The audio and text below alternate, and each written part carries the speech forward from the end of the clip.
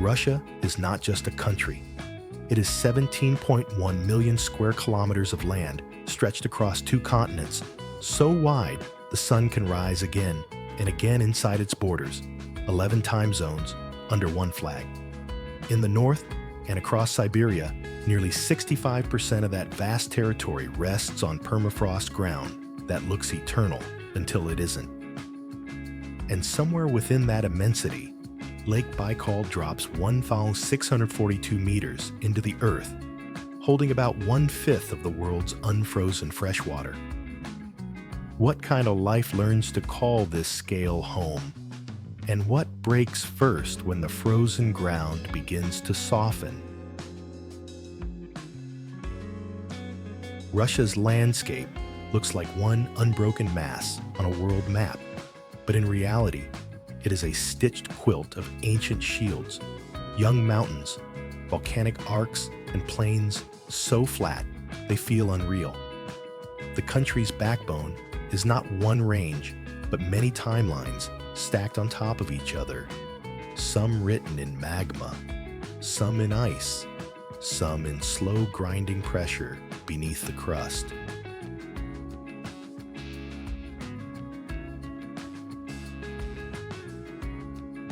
In the west, the East European plain spreads outward like a calm opening chapter. Broad rivers, gentle hills, a sense of stability. Then, almost without warning, the land rises into a long, modest wall. The Ural Mountains, often called the dividing line between Europe and Asia. They are old mountains worn down, rounded less dramatic than younger ranges, yet their age is the point. These ridges formed hundreds of millions of years ago, when continents collided and their weathered silhouettes whisper a blunt truth: time can grind even mountains into humility.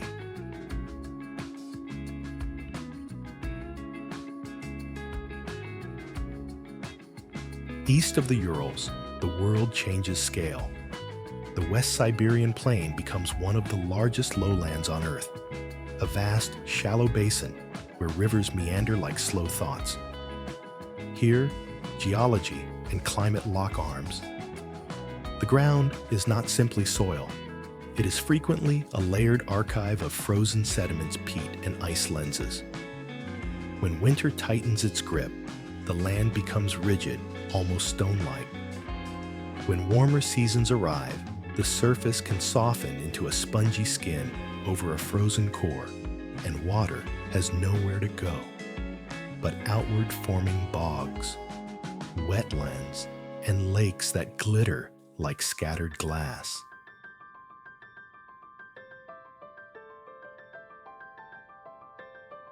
And then there is the cold that shapes everything.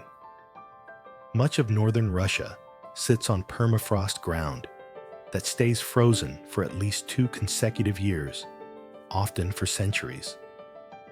It is not a uniform slab of ice, but a complex system, ice wedged between minerals, trapped in pores, braided into the land itself. That frozen stability is what makes roads possible, buildings possible, whole cities possible. But it also means the landscape is engineered around a fragile assumption that the floor will remain frozen.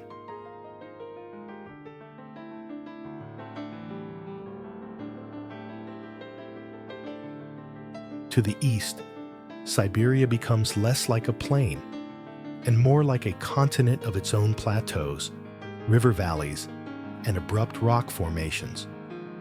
Along the Lena River in Yakutia, the Lena pillars rise like a ruined cathedral of stone-tall, narrow spires formed from ancient sedimentary layers, sculpted by freeze-thaw cycles and relentless erosion. In a place where temperatures can swing from brutal winter lows to surprisingly warm summers, rock itself is forced to flex, crack, and surrender. The result is a skyline of stone that feels less built than revealed, as if the earth pulled back a curtain.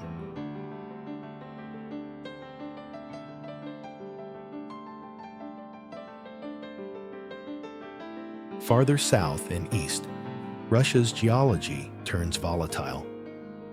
On the far edge of the continent, the Kamchatka Peninsula sits on the Pacific Ring of Fire, where tectonic plates meet in a zone of constant pressure.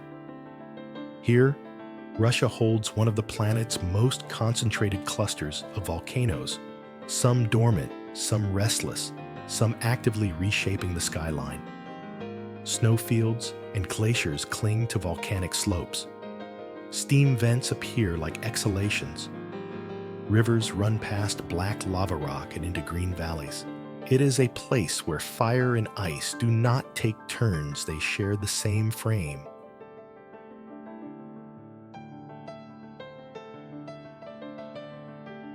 Between these extremes lies a quieter, deeper wonder, Lake Baikal, in southern Siberia. Baikal is not merely a lake. It is a rift, a crack in the Earth's crust that continues to widen slowly, year after year. That is why it is so deep, why its water holds a strange clarity, why its shores feel like the rim of something unfinished. In winter, the surface can freeze into thick, blue ice that fractures with sounds like distant cannon fire. In warmer seasons, the lake becomes a mirror for clouds and mountains, while its depth keeps secrets cold, dark layers where pressure and time do their patient work. If Russia is defined by scale, Baikal is scale turned inward, a vertical world dropping into geological silence.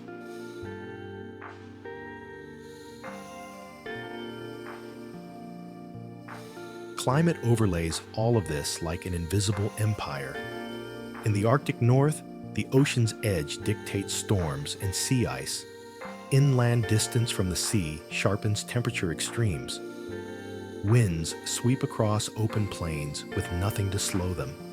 Snow can erase roads, then reveal them again. Rivers, Ob, Yenisei, Lena, act like moving borders, carving corridors through frozen terrain and delivering life into places that look impossible to inhabit.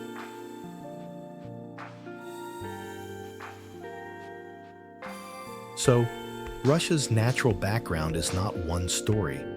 It is an argument between forces tectonic uplift versus erosion permafrost versus thaw volcanic creation versus glacial carving water locked in ice versus water stored in depth.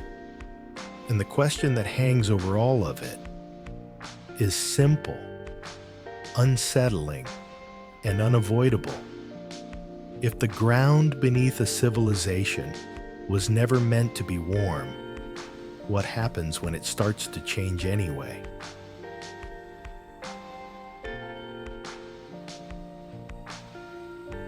If Russia's geology is the skeleton, then its ecosystems are the breath, the living layer that proves this enormous land is not empty space, but a web of survival stretched to its limits.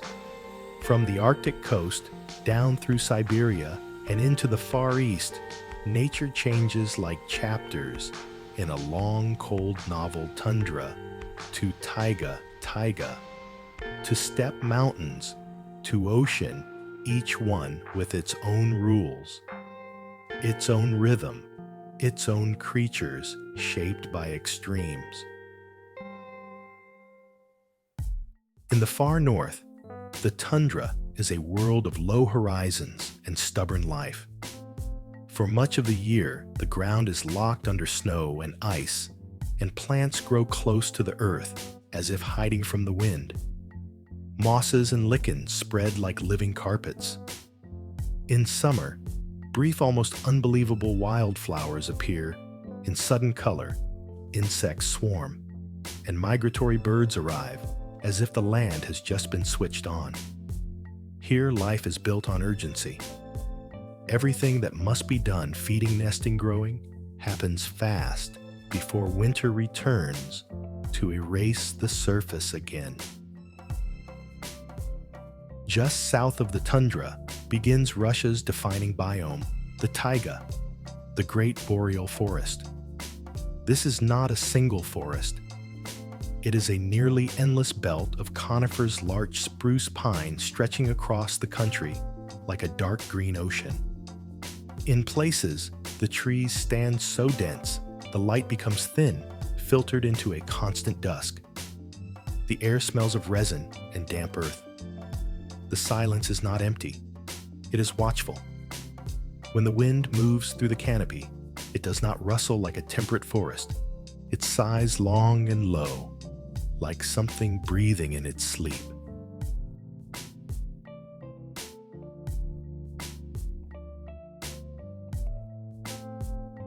In the taiga, the iconic animals are often unseen before they are felt. Brown bears follow berry seasons and salmon runs. Moose move through marshy edges like living shadows, their legs built for waterlogged ground and deep snow. Wolves track across frozen rivers in winter, turning the landscape into a hunting map only they can read. And yet, the taiga's true power is not any single predator. It is the sheer scale of habitat, a place where distance itself becomes a protective force.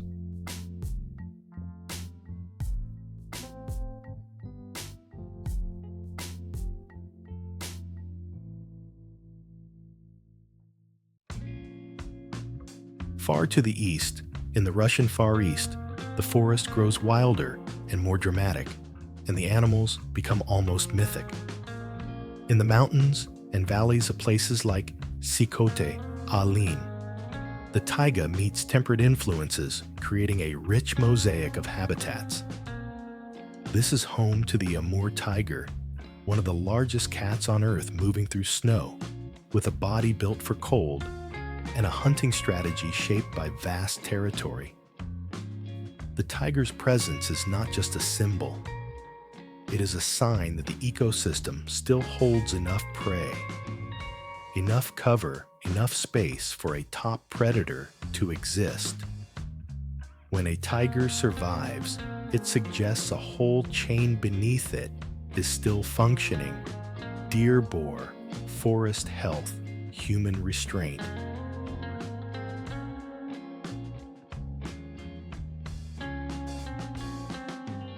Nearby, the story continues with another rare predator, the Amur leopard, even more elusive, living on the edge of existence in a narrow band of habitat.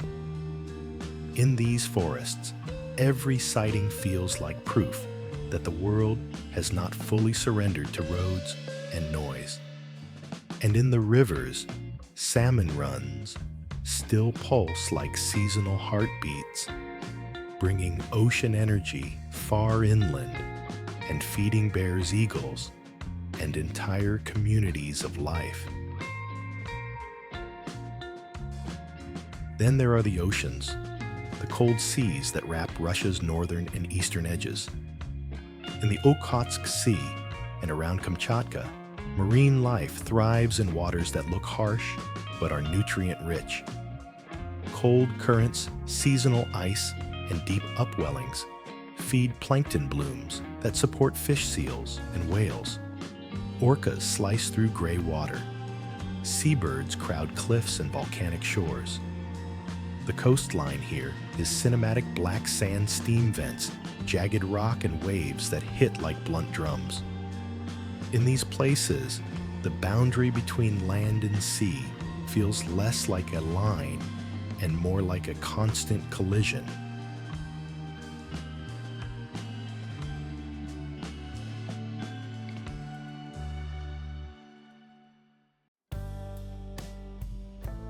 And then, almost impossibly, there is a creature that should not exist, where it does the Baikal seal, a freshwater seal living in Lake Baikal, thousands of kilometers from the ocean. It is one of the lake's most haunting mysteries, a living riddle that hints at ancient connections and long, slow evolutionary detours. Baikal itself is a world within a world. Its water is extraordinarily clear in certain seasons, Its ice can form in sheets so thick and glassy that the cracks look like lightning trapped in blue. Beneath the surface, life has adapted to cold darkness and depth. Many species here are endemic, found nowhere else. Unique fish, tiny crustaceans that help keep the water clean, and organisms that have evolved in isolation as the rift deepened over millions of years. In southern Russia, ecosystems shift again. The forest thins into steppe, a broad grassland that can look gentle until you realize it is also extreme, hot summers, bitter winters, winds that never seem to stop. This is a landscape built for movement, for herds, for migratory paths, for humans and animals that travel, because staying still is not always an option. Here, birds of prey circle over open ground. Small mammals burrow. Grass waves like water. The steppe teaches a different kind of survival, not hiding from the cold in trees, but enduring the exposure.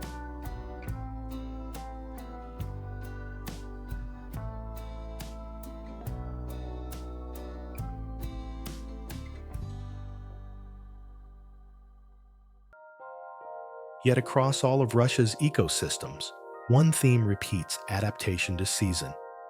In winter, life becomes a strategy of conservation. Thick fur, fat storage, hibernation, migration stillness. In spring and summer, life becomes an explosion of urgency, breeding feeding growth packed into narrow windows of warmth. Even the plants are timed. Larch forests can turn golden and drop needles to survive winter stress. Tundra flowers bloom quickly because they do not have time for hesitation.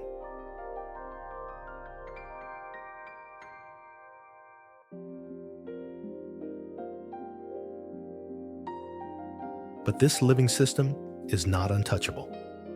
Russia's ecosystems are vast, yet they are not immune. As temperatures rise, the line between tundra and taiga can shift. Forest fires can burn hotter and spread farther in dry years, turning ancient trees into smoke in a single season. Permafrost thaw can change wetlands, redirect rivers, release carbon trapped in frozen soil, and alter habitats from the ground up.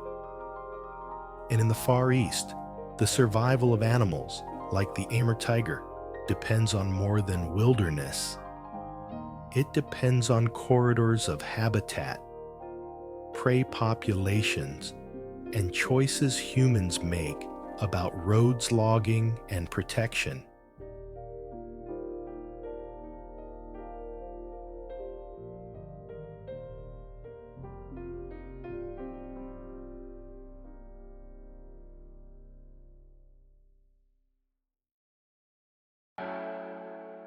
So the biodiversity of Russia is not just a catalog of species. It is a living negotiation between cold and life distance, and connection, isolation, and migration. In some places, the wild still feels endless. In others, it feels like it is holding its breath. And the question becomes less romantic and more urgent when the seasons that shape these ecosystems start to drift. What will still know how to survive?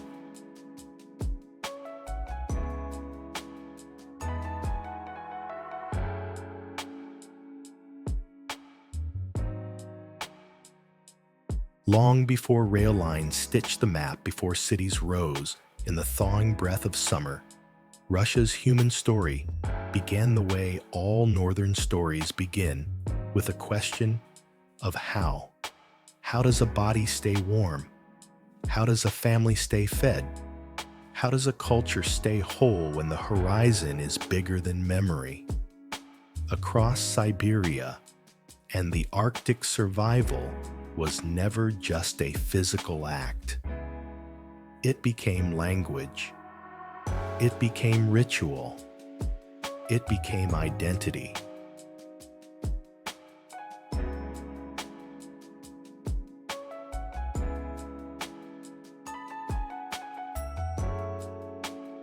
Archaeologists believe humans moved through these northern latitudes tens of thousands of years ago during periods when climates shifted and ice corridors opened when grasslands and steppe tundra stretched across what is now Siberia. The land did not look like today's dense taiga everywhere. In many epochs, it was a cold, open world where mammoths and bison once wandered. People followed game-learned rivers as roots learned the sky as a calendar. In places, stone tools and ancient camp traces hint at communities that lived far north, earlier than many would expect, proof that human adaptation did not arrive late to the cold. It evolved with it.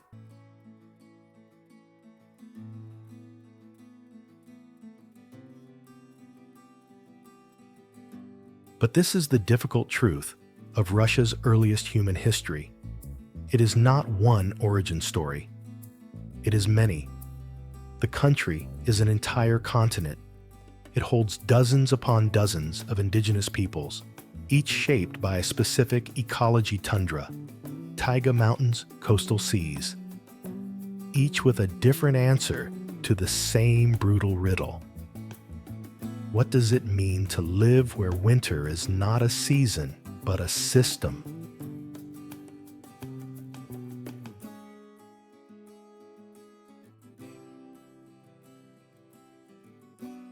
In the open north, where the tundra runs toward the Arctic Ocean like a blank page, one of the most iconic lifeways belongs to the Nenets.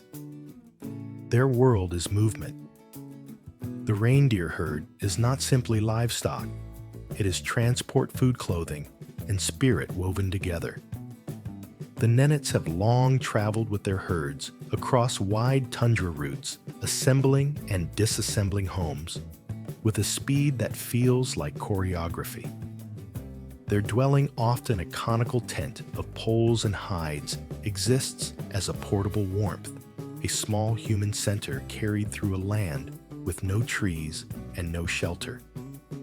When the wind rises, the home must resist it. When snow piles up, it must endure. And when the herd moves, the entire world moves with it.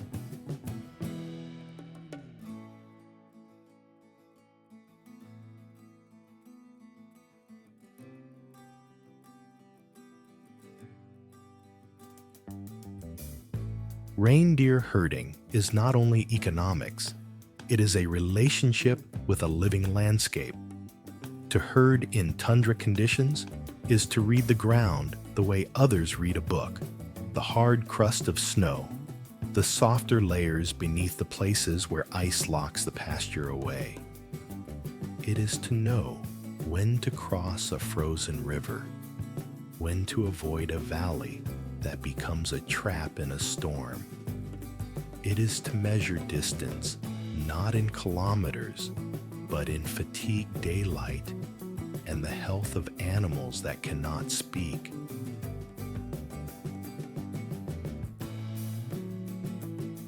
Step south into the taiga, and the rules change. The forest closes in. The land becomes less about open visibility and more about navigation through density, through trunks, swamps, rivers, and silence. Here, many communities historically lived by hunting, fishing, and small-scale reindeer herding, shaped by the forest's deep seasonality. The Evenki, spread across vast stretches of Siberia, are often described as people of the taiga, skilled at moving through forested terrain, understanding animal behavior, and surviving in a world where the nearest neighbor might be days away.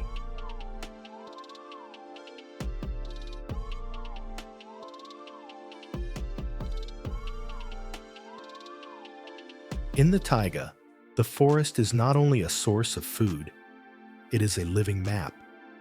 Tracks in snow become a language. The bark of certain trees becomes medicine. Rivers become roads in summer and in winter, When ice thickens, they become highways of hard light. Fire becomes central, not just for warmth, but for storytelling, for memory, for passing on the rules of living without leaving scars on the land that will punish the next generation.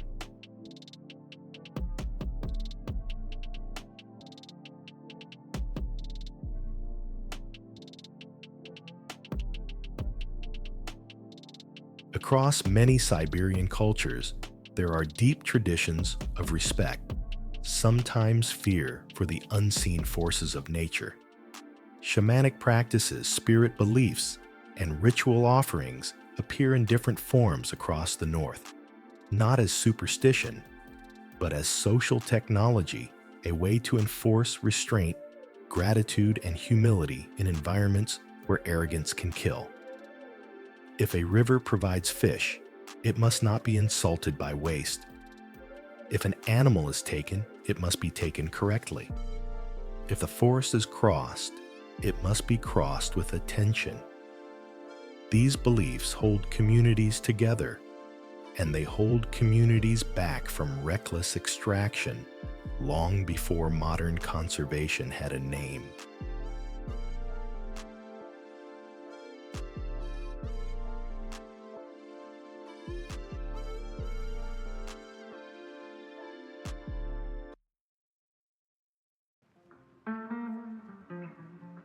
Yet even within the taiga, there were differences, some groups oriented around rivers, others around uplands and hunting grounds, others around seasonal camps that shifted like breathing. And across centuries, trade routes formed, especially the movement of furs, metal goods, and tools. This is where contact begins to complicate the story. Goods arrive. Languages borrow from one another. Conflicts erupt. Alliances form. The North is not static. It is a crossroads, just a very cold one.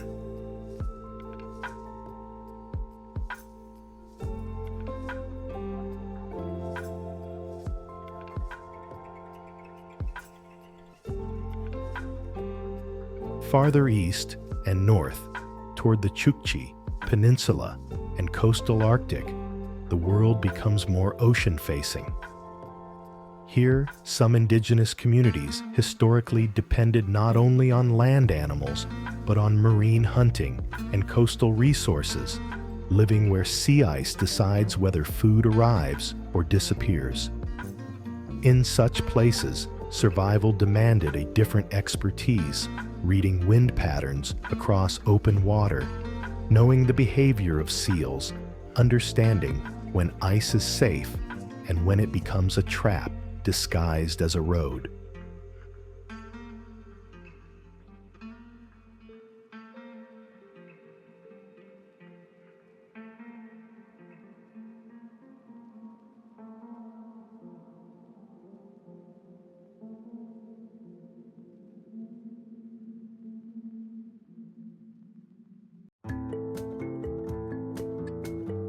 So even within Russia, early human culture was never singular.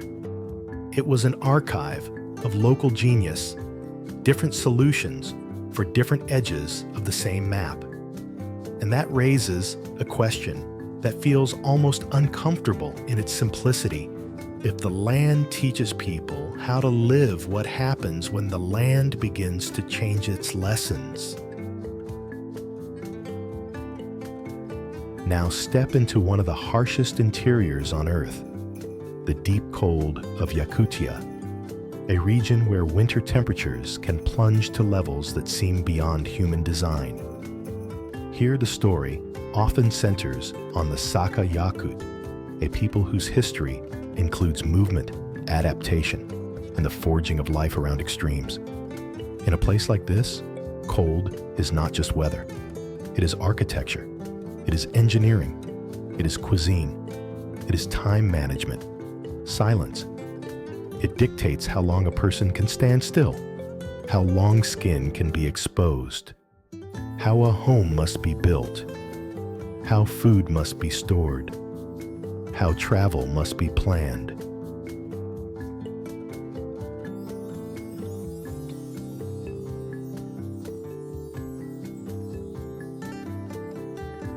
In such climates, animals become more than resources, they become partners in survival. Horses and cattle in some areas were adapted to endure severe conditions, becoming part of a livelihood that had to balance mobility, stored food, and seasonal strategy. The rhythm of life turns into a cycle of preparation, collect, preserve, repair, and wait.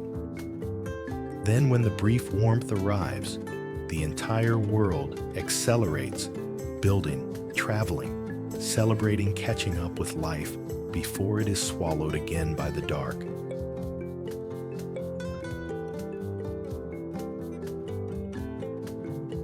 In such climates, animals become more than resources, they become partners in survival. Horses and cattle in some areas were adapted to endure severe conditions, becoming part of a livelihood that had to balance mobility, stored food, and seasonal strategy. The rhythm of life turns into a cycle of preparation, collect, preserve, repair, and wait.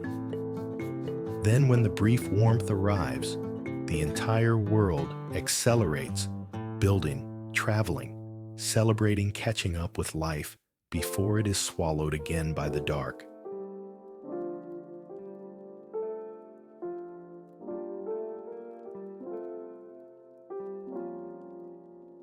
Across many northern cultures, early art and expression were not luxuries.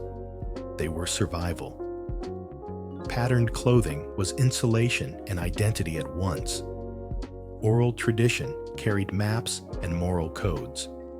Songs held history. Stories taught children which rivers were dangerous, which spirits were respected, which choices ended families. The museum was memory. The library was the oldest voice by the fire. And in a land where storms could erase tracks in minutes, the most valuable technology was often not a tool, but a way of knowing.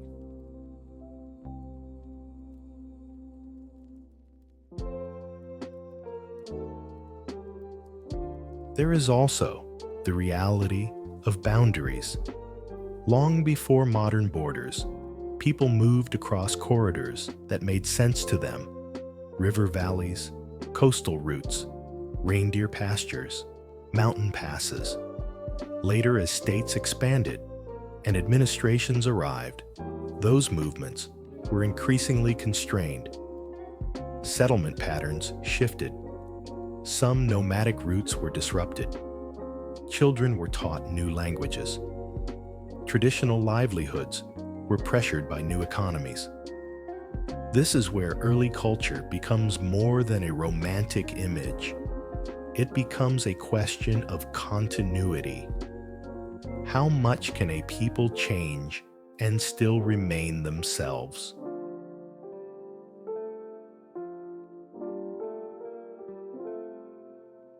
And yet the endurance is undeniable.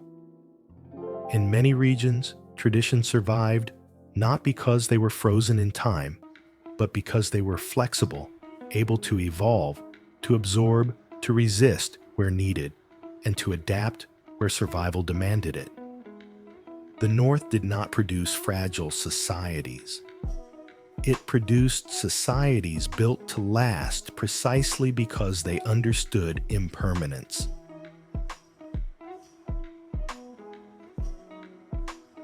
So when the camera lingers on a tundra horizon, or a taiga river, or a Yakut winter street under pale sunlight, it is not only seeing nature, it is seeing a long human conversation with nature, one that began before written records and continues now in modern pressure and modern change. And the question remains sharp as frost: who truly belongs to a land, those who claim it on paper, or those who learned its rules through centuries of living on its edge?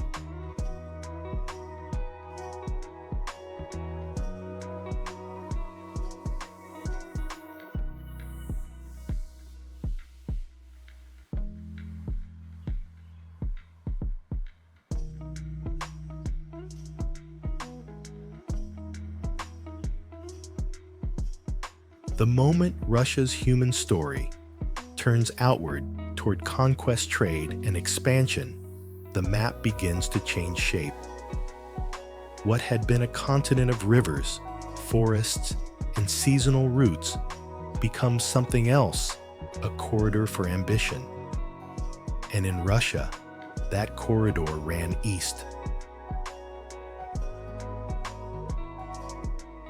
In the late medieval and early modern centuries, the drive into Siberia was not launched first by grand emperors and polished fleets, but by merchants, frontier fighters, and the logic of a single commodity fur, sable fox, ermine lightweight precious, and in European markets, worth more than their soft silence suggested. The rivers became the highways of this expansion, the Ob, the Yenisei, the Lena names that sound like geography, but functioned like arteries.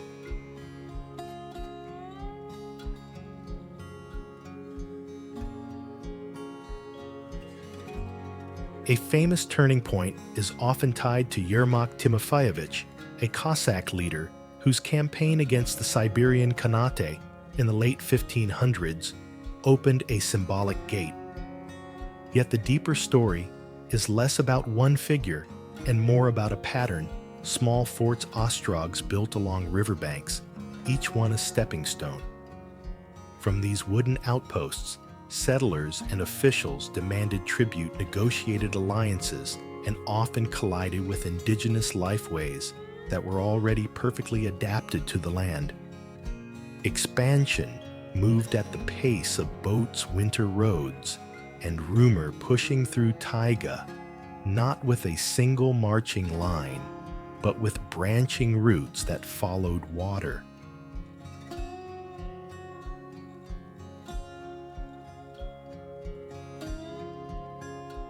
This is where exploration becomes morally complicated. The frontier brought trade metal tools, cloth new goods, but also violence, disease, and pressure. Tribute systems and forced collection reshaped communities. Some groups resisted, some negotiated, some were pulled into new economies that slowly rewired the meaning of hunting grounds and seasonal movement. The land did not change only under axes and fires. It changed under paperwork, taxes, and the quiet tightening of control.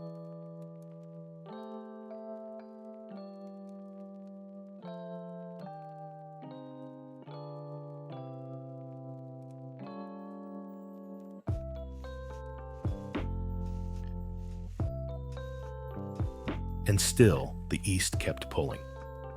By the 1600s and 1700s, Russian presence reached the Pacific coastline. Places like Okhotsk became early windows to the ocean-remote, storm-battered, yet strategically priceless. Shipbuilding began in harsh conditions.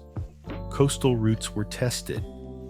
The Far East was no longer a myth at the edge of the map. It was becoming a frontier with port supply chains and the idea of an empire looking toward another world.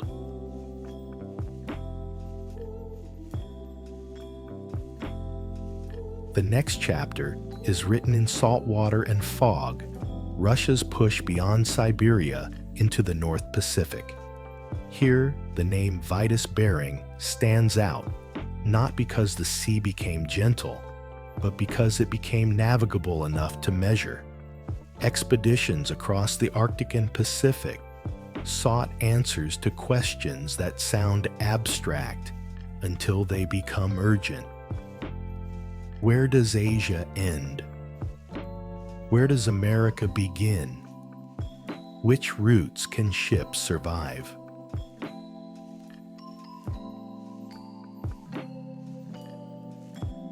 These voyages were science, but they were also strategy. Mapping coastlines meant claiming them, and the claims did not remain theoretical. Russian traders and hunters moved into the Aleutians and Alaska creating what became known as Russian America, a network of settlements and posts, driven largely by the fur trade, especially sea otter pelts. It was a colonial world built on distant months of travel, fragile supply lines, and a constant negotiation with indigenous communities whose knowledge of seas and seasons could mean survival or catastrophe.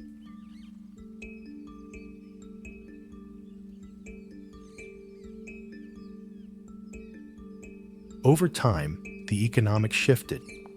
The costs were immense. The profits fluctuated. The outposts were exposed.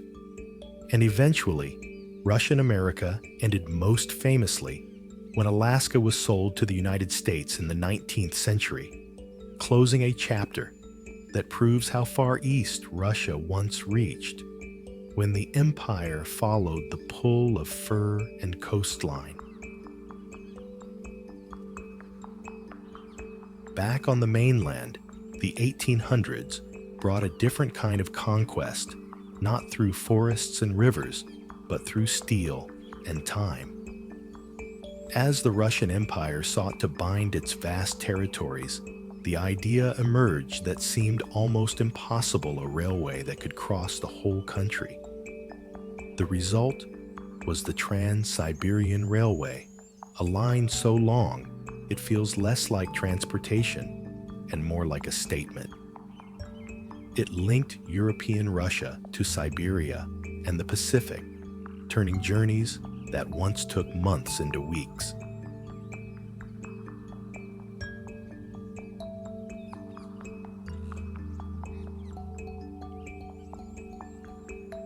But a railway does not simply connect places, it creates them.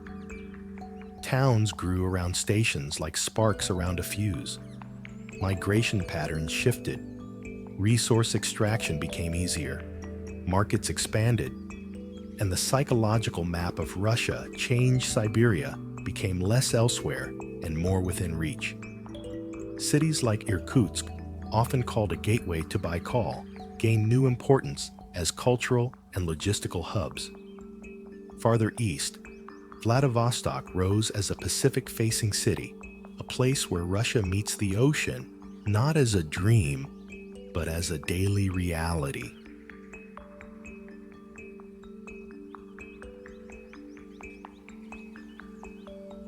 The 20th century accelerated everything, sometimes with progress, sometimes with pain, often with both tangled together. Under Soviet industrialization, Siberia was no longer only a frontier. It became an engine room.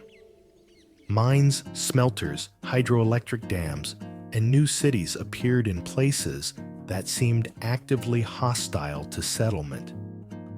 The logic was stark. The North held resources, coal oil, gas, nickel, timber, and the state would build whatever it took to reach them.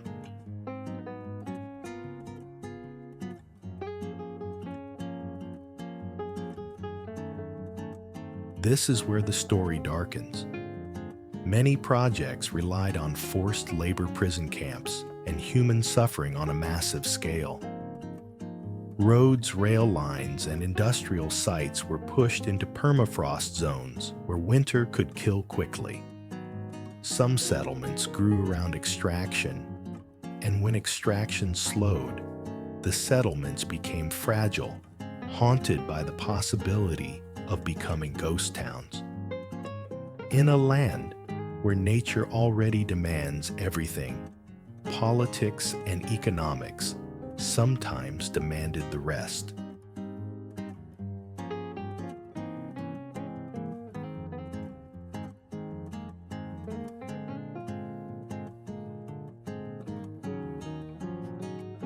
Yet amid this harshness, there were also feats of endurance that shaped modern identity.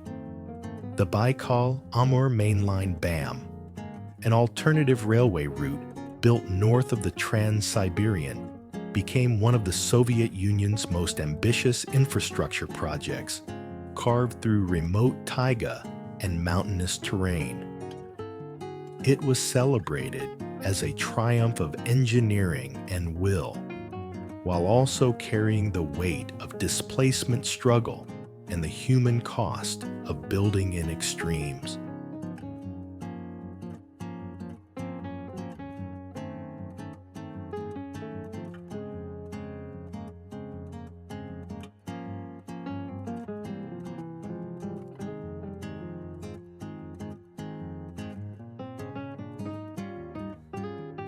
At the same time, Arctic-facing ports like Murmansk gained strategic importance, anchored by a reality that feels almost magical.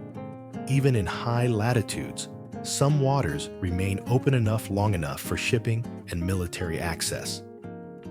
In the far north, industrial cities like Norilsk became symbols of resource power and environmental consequence, demonstrating how modern industry can function in places once considered uninhabitable, while also leaving scars visible even from the air.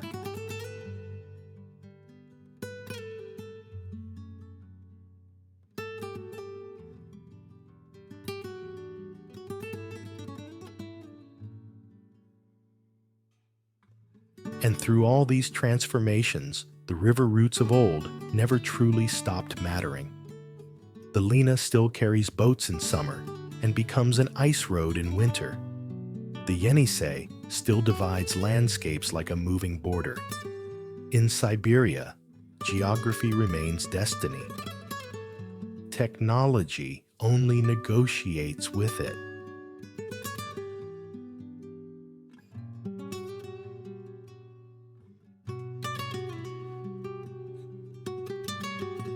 So the history of exploration and development in Russia is not a straight line from empty wilderness to modern nation.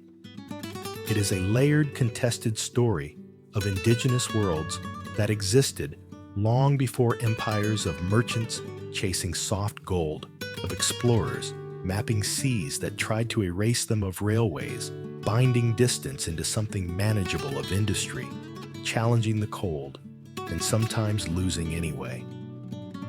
And now, as the climate shifts and the frozen ground softens, the question becomes sharper than ever.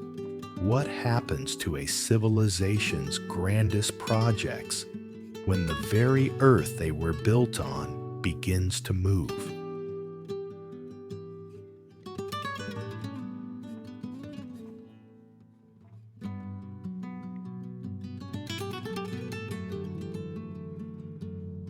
Modern Russia still carries the feeling of distance, of horizons that don't end, of regions that feel like separate worlds. But today, the most powerful forces shaping this country are not always the ones you can see on a map. They are quiet forces warming temperatures, shifting seasons, economic pressures, and a cultural negotiation between tradition and acceleration. In a land defined by ice, the most unsettling change is that the ice is no longer guaranteed.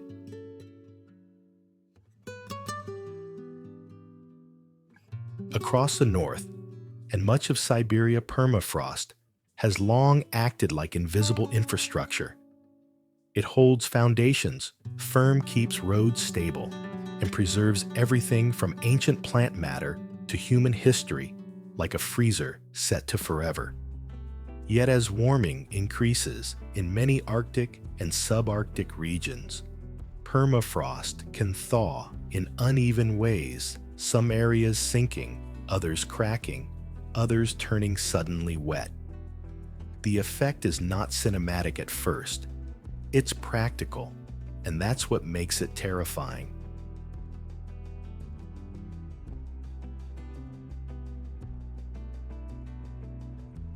Buildings can tilt, pipelines can warp, roads can ripple like fabric.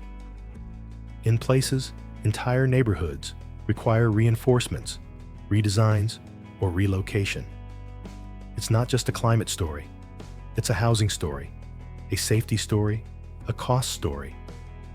Some estimates suggest the economic damage linked to permafrost-related impacts on infrastructure could climb into the trillions of rubles by mid-century. But behind those numbers are smaller, sharper moments, a family forced to move because their home begins to split, a community cut off when a road becomes unreliable, a town realizing the ground they trusted is no longer solid.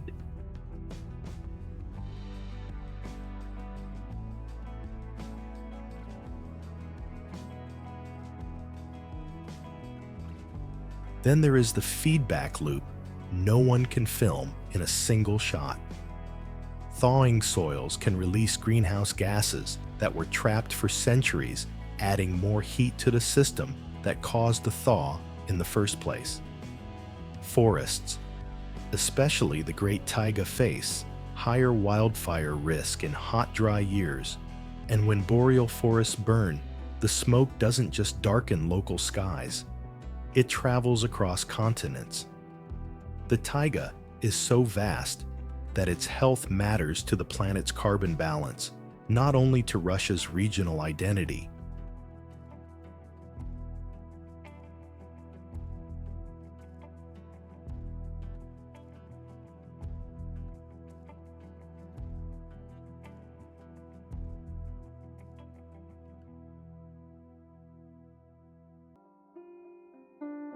At the same time, there is a rising tension between access and protection.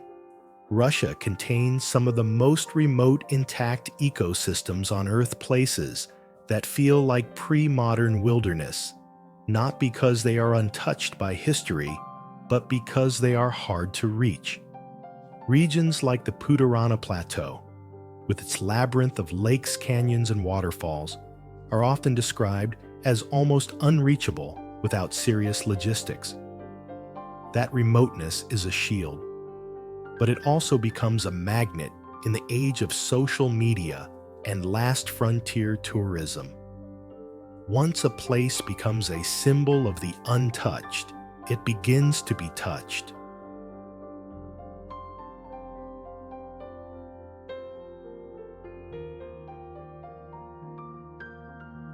Tourism brings money, jobs, and visibility. It can also bring waste, noise, and pressure on ecosystems that evolved without human crowds. In geothermal areas and fragile tundra, a single step off a path can damage plant life that takes years to recover. In wildlife regions, frequent disturbance can shift migration patterns and breeding success. So the modern question isn't, should people visit? But how can people visit without turning a rare place into a staged place?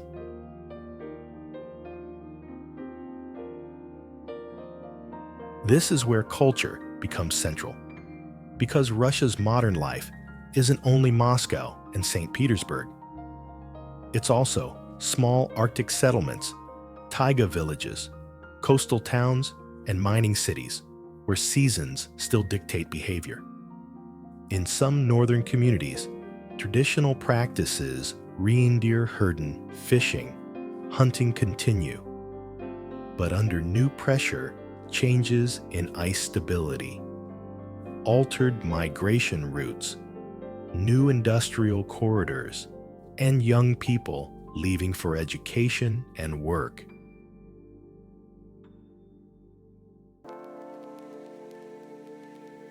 For many indigenous communities, the challenge is not simply environmental, it's continuity. When children grow up with smartphones and global culture, what happens to oral traditions that require time by the fire? When economic survival pushes people toward wage labor, what happens to seasonal knowledge that depends on living the season directly?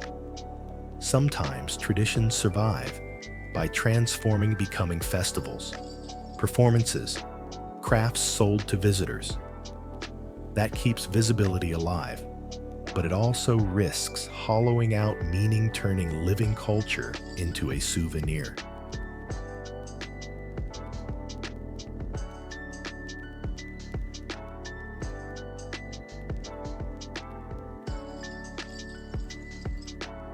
And yet there are also modern revivals, language programs, cultural centers, storytelling projects, efforts to preserve songs, clothing patterns, and traditional ecological knowledge.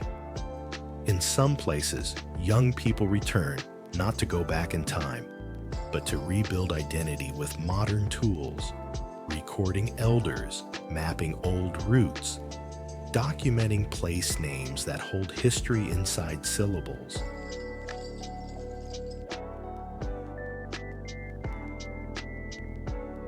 Alongside culture, the modern Russian landscape is shaped by energy and extraction. Oil and gas remain major forces, especially in northern regions, where resources lie beneath permafrost and tundra. This is where climate and industry collide in the most direct way. The same warming that threatens infrastructure can make some routes more accessible for longer periods, while also increasing environmental risk.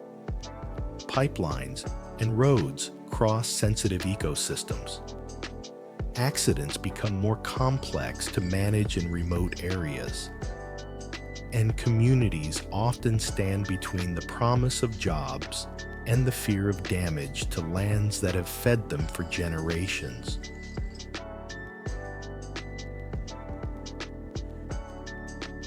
Still, daily life goes on quietly heroic in its normalcy. In Yakutsk, people continue routines in temperatures that make metal burn skin. In coastal towns, fishermen watch ice conditions the way others watch stock markets. In forest settlements, people read the smell of smoke in summer like an alarm clock. The modern Russian experience outside the major cities is often about improvisation, adjusting to extremes, to supply lines to shifting seasons, to economic uncertainty.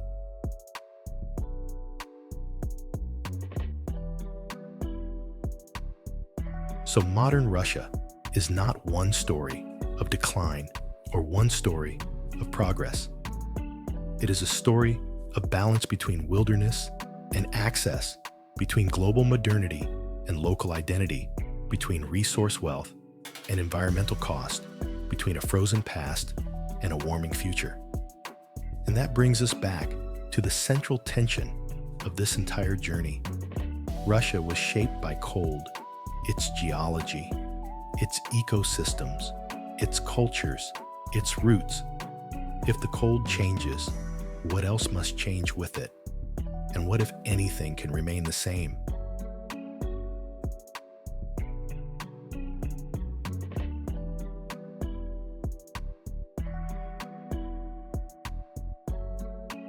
Russia is often described with superlatives: largest, coldest, farthest. But the real power of this land isn't the way it dominates a map. It's the way it forces us to rethink what home even means. Here, the Earth is not a stable stage. It is a moving, breathing system, rift lakes that deepen into silence, volcanoes that rewrite coastlines, forests that stretch like oceans, and tundra that exists on a knife edge between frozen permanence and sudden thaw.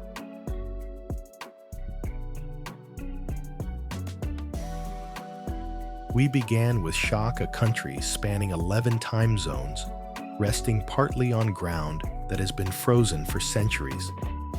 But along the way, the story became more intimate. It became Lake Baikal's cold vertical world.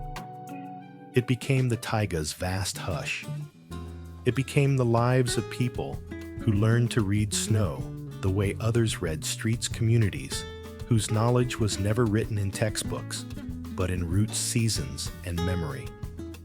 Russia's edge of the world is not only geographic, it is cultural and ecological, a place where survival is an art, and adaptation is a tradition.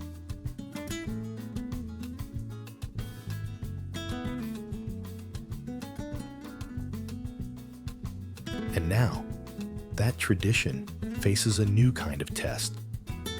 When permafrost softens, it is not only buildings that shift, it is history. When the fire season grows longer, it is not only trees that burn, it is the climate balance of an entire hemisphere. When remote places become viral destinations, it is not only tourism that grows, it is pressure on landscapes that recover slowly, if they recover at all.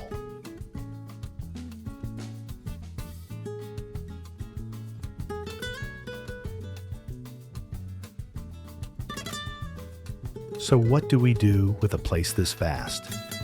We start by refusing the simplest story. Russia is not empty wilderness. It is not endless resources. It is a living mosaic of ecosystems, peoples, and deep time. Respect begins with curiosity, and curiosity begins with listening to scientists tracking change to indigenous voices, carrying generations of knowledge into the land itself, because it always speaks, even when we pretend it doesn't.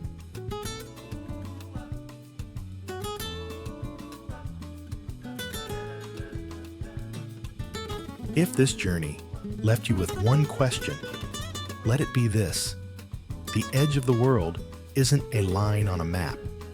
So what are we willing to protect before that edge moves again?